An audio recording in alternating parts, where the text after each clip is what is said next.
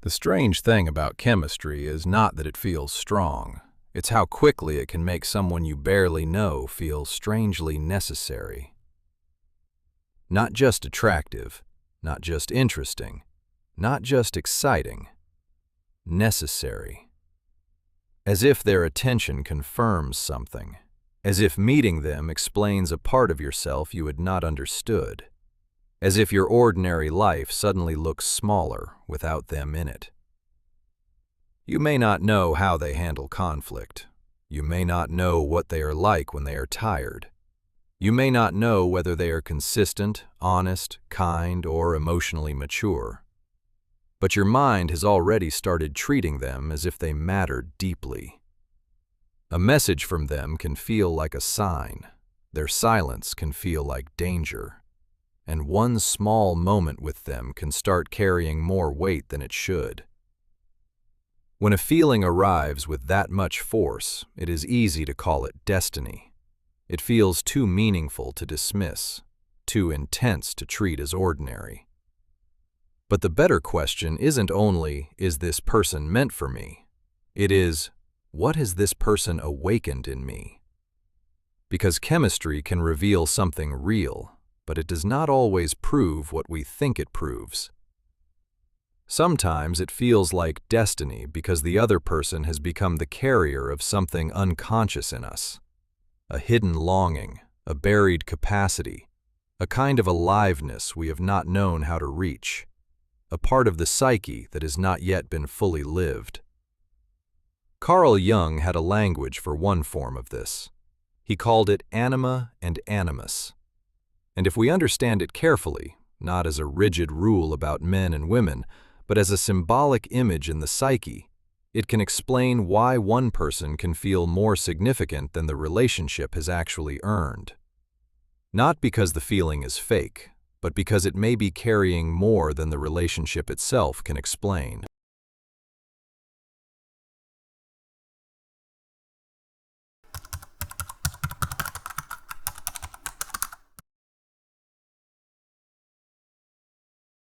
Chemistry often arrives before you have enough real information to understand it. That is part of what makes it so convincing. It does not need much to begin. A few conversations, a certain look, the way they listen, the way they seem calm when you feel chaotic, the way they seem free when you feel controlled. And suddenly your mind starts building meaning. You imagine what life would feel like with them. You imagine who you might become around them. You begin to feel chosen, understood, or changed before the relationship has had time to show you who this person really is. But at this stage, what feels like certainty is not knowledge yet. It is intensity. It is anticipation. It is your body and imagination moving faster than the relationship. Real knowing takes time. It takes ordinary days. It takes disappointment, conflict, and repair. It takes seeing how someone acts when they no longer have to impress you. Chemistry does not require all of that. It can appear before a person has had to become real in your life. That is why the feeling can seem so certain. It says, this matters. Pay attention. This person is different. And maybe they are different, but the feeling itself cannot yet tell you what that difference means. It cannot tell you whether this person is safe. It cannot tell you whether your values align. It cannot tell you whether they can meet you in ordinary life after the first intensity settles. This is one of the first confusions of chemistry.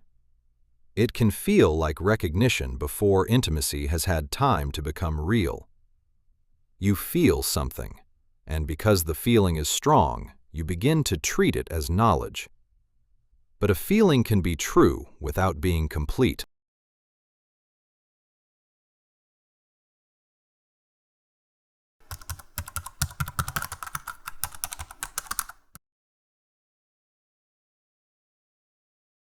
There is a moment when the person stops feeling like just a person. They begin to carry more meaning than the relationship has actually earned. Their attention becomes proof. Their absence becomes rejection. Their warmth becomes promise. Their distance becomes mystery. Their ordinary behavior becomes something you keep trying to interpret. The relationship may still be new. It may not have much history yet, but the meaning has already become too large for what has actually happened. This is where chemistry starts to feel like destiny. Not because destiny has actually arrived, but because the person has started to stand for something the relationship has not actually built yet. They may represent escape, a way out of a life that feels too predictable. They may represent permission to be softer, bolder, more sensual, less controlled, less responsible for everyone else. And they may represent a future, a version of your life where you feel seen, chosen, and more alive than you usually do. They are no longer only attractive, they have become symbolic. This is where the confusion starts to cost you clarity. Not because attraction is bad. Attraction is not bad. Desire is not bad. Chemistry is not the enemy. The confusion starts when meaning grows faster than reality, when the image grows larger than the actual person, when the feeling becomes more convincing than the evidence, when the possibility of the relationship becomes more powerful than the relationship itself. At that point, you are not only responding to them, you are responding to what they have started to carry for you.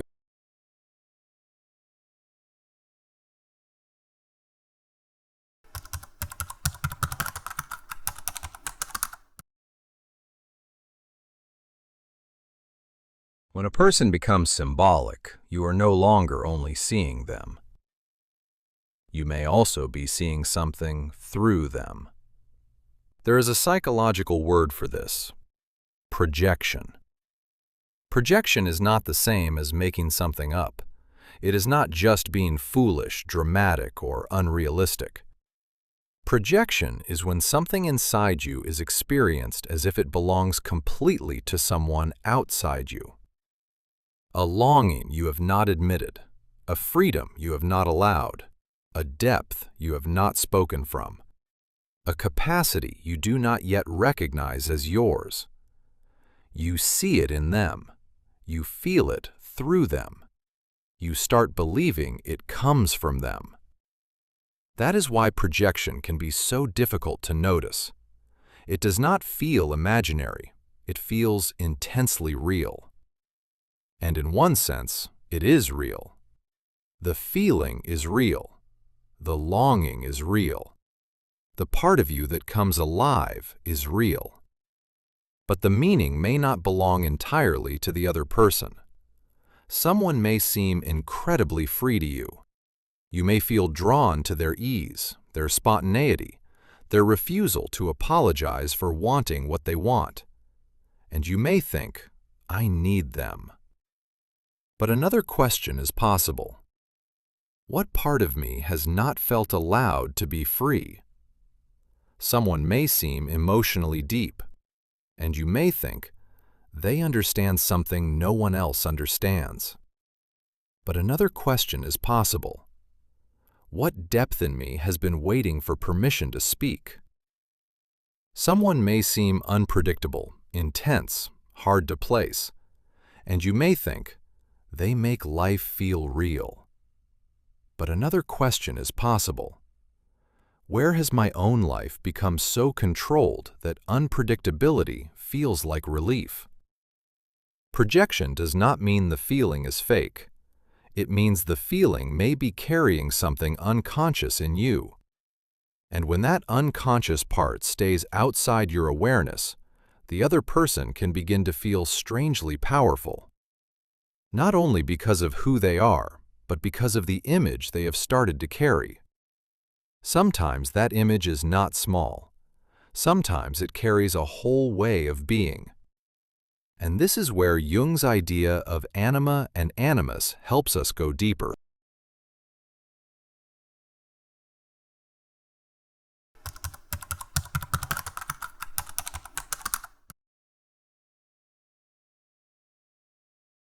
Carl Jung used the words anima and animus to describe one powerful form of this kind of inner image.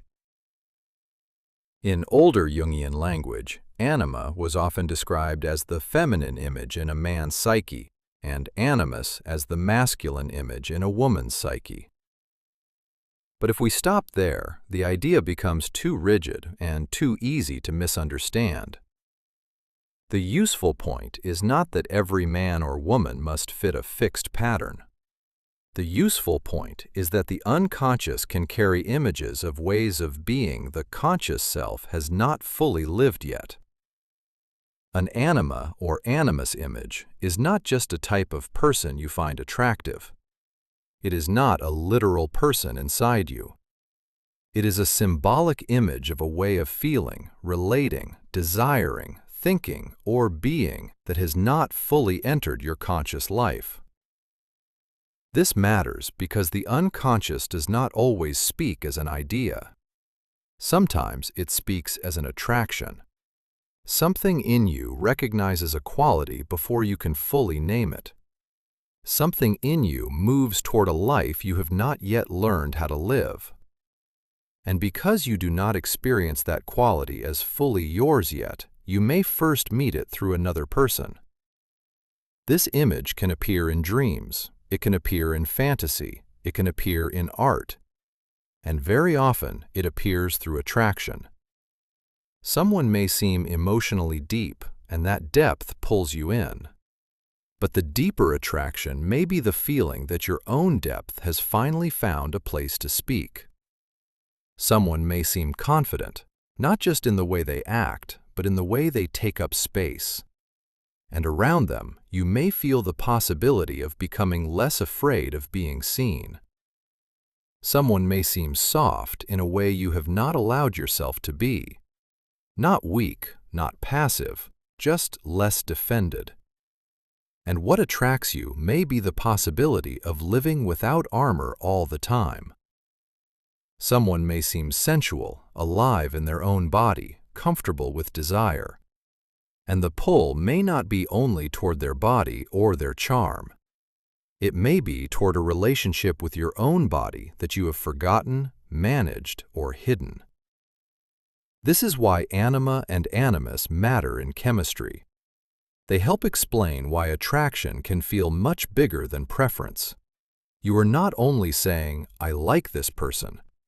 Something deeper may be saying, "This person carries an image of a life I have not fully lived." This does not mean the person is irrelevant. They may genuinely be beautiful, intelligent, kind, or moving. The point is not to deny what is real in them. The point is to notice the extra layer. Why this person? Why so much meaning so quickly? Why does their attention feel like access to a self you cannot reach alone? Anima and animus are not just about gender. They are about how the unconscious can borrow the face of another person. They are about the part of the psyche that often appears first as someone else.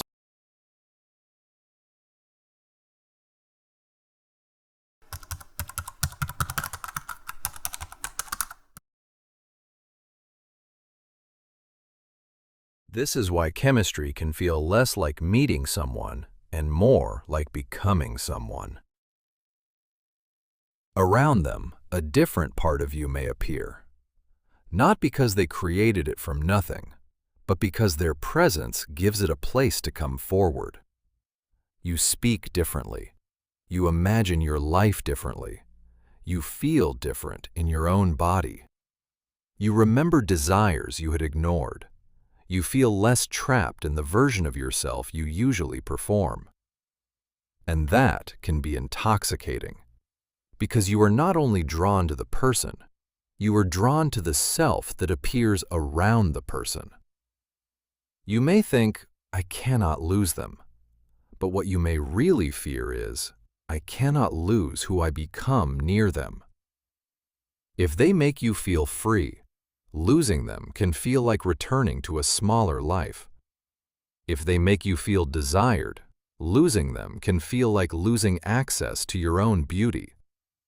If they make you feel emotionally deep, losing them can feel like going back to a life where your inner world has no place to speak. If they make you feel brave, losing them can feel like shrinking back into a life where courage has no room. This is the power of Anima and Animus projection.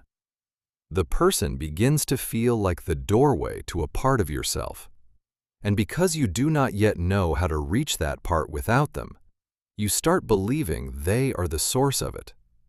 But they may not be the source. They may be the person through whom a hidden part of you became visible.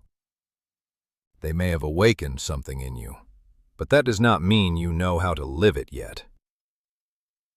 That is the painful part. If that awakened part of you seems to exist only through another person, their attention becomes too powerful. Their approval becomes too necessary.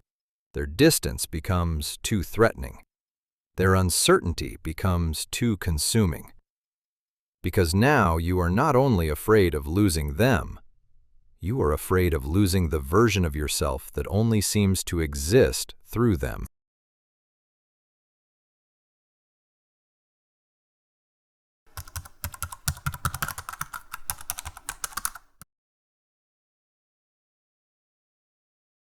This is where discernment matters. Chemistry is not meaningless. It may be a sign that something has been activated in you. A longing, a capacity, a desire for freedom, a hunger for depth, a part of your life that has become too small. In that sense, chemistry can be truthful. It can point towards something real. But the truth of a feeling does not answer every question the relationship will have to face. Is this person safe when things become difficult? Are they honest when honesty costs them something? Can they love you well in ordinary life, not only inside intensity? Do your values actually meet? Will they stay present when the first intensity settles? These are not questions chemistry can settle. They require time. They require behavior. They require reality. Chemistry is information. It is not a verdict. The mistake is not feeling it. The mistake is asking one feeling to carry the work of judgment. A strong feeling can say, pay attention, but it cannot say, build your life around this. It can reveal, there is something alive here. But it cannot tell you, this person is capable of meeting it. It can show you, this part of me wants to live. But it cannot prove, this person must be the one who gives it life. That is the difference between listening to chemistry and surrendering your judgment to it. When you listen to chemistry, you take the feeling seriously. You ask what it reveals. You notice what it awakens. You become curious about the part of you that has come alive. But when you surrender your judgment to chemistry, intensity starts replacing evidence. Possibility starts replacing character. Longing starts replacing reality. This is how people become trapped by a feeling that began as truth. Not because the feeling was false, but because it was turned into proof. Chemistry can reveal something real without proving the relationship is real. And that distinction can keep you from confusing awakening with destiny.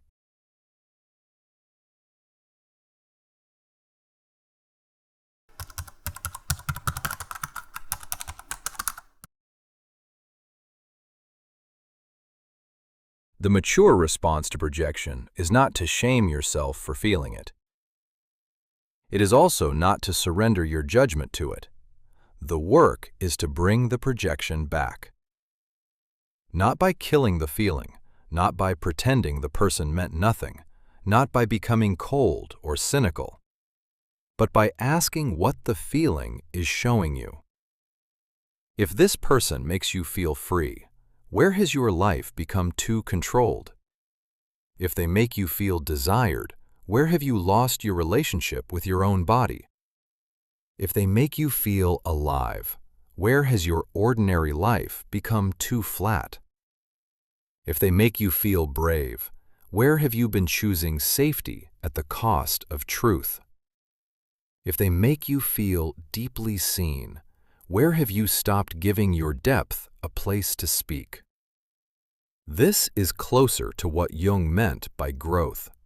Not becoming perfect, not becoming untouched by desire, but becoming more conscious of the parts of yourself you have left outside your awareness. The projection points outward first. It says, there, that person, that is what I need. But if you stay with it long enough, it can begin to point inward. It can say, this quality matters to me. This part of life is missing. This desire has been buried. This capacity is asking to be developed. That does not mean you must walk away from the person. It does not mean the connection has no value. It does not mean love is impossible. It means the person should not have to carry all the meaning alone. No real person can survive being turned into destiny for too long. Eventually, they will be human. They will disappoint you. They will have limits. They will fail to match the image. They will not always make you feel alive. And when that happens, you may think the magic has died. But sometimes what dies is not love. Sometimes what dies is the projection. And what remains is the chance to see both people more clearly. This is where individuation begins, not as a dramatic act of detachment, not as a rejection of love, but as the slow work of bringing back into your own life what you first met through another person. Because a doorway is not the same as a source. They may have opened something. They may have shown you something. They may have made a hidden part of you visible, but the deeper work is to stop treating that part as if it can only exist through them. The task is not to kill the feeling. It is to bring back what belongs to you. Not the maturity of feeling less, but the maturity of letting a feeling teach you without letting it rule you.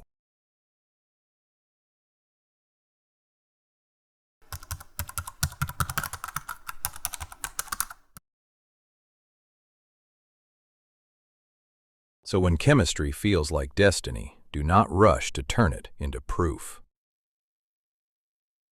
But do not rush to dismiss it either. Something may be happening, but it may not be what you first think. The meaning may not be, this person is the answer. The meaning may be, this person has awakened a question. A question about your unlived life, about your desire, about your freedom, about the parts of yourself you have not fully claimed. That is why the feeling can be so powerful, because you are not only meeting another person, you may be meeting a hidden part of yourself through them. And if you do not understand that, you may hand them too much power. You may ask them to complete you. You may ask them to prove your worth. You may ask them to keep you connected to a part of yourself you have not learned how to live alone. You may ask them to carry a whole inner world they never agreed to carry. But if you can understand the projection, something changes. You can still feel the chemistry. You can still be moved by the person. You can still let the connection matter. But you no longer have to confuse intensity with fate. You no longer have to make one person responsible for the part of you they awakened. The question is not only, are they the one? The question is also, what did they awaken in me? What became alive around them? What did I see in them that I have not yet learned to live in myself? What part of me was asking to be recognized? Because sometimes the person who feels like destiny is not the final answer. Maybe meeting them helped you see what was still unconscious. Maybe the image you placed on them showed you what was asking to be lived.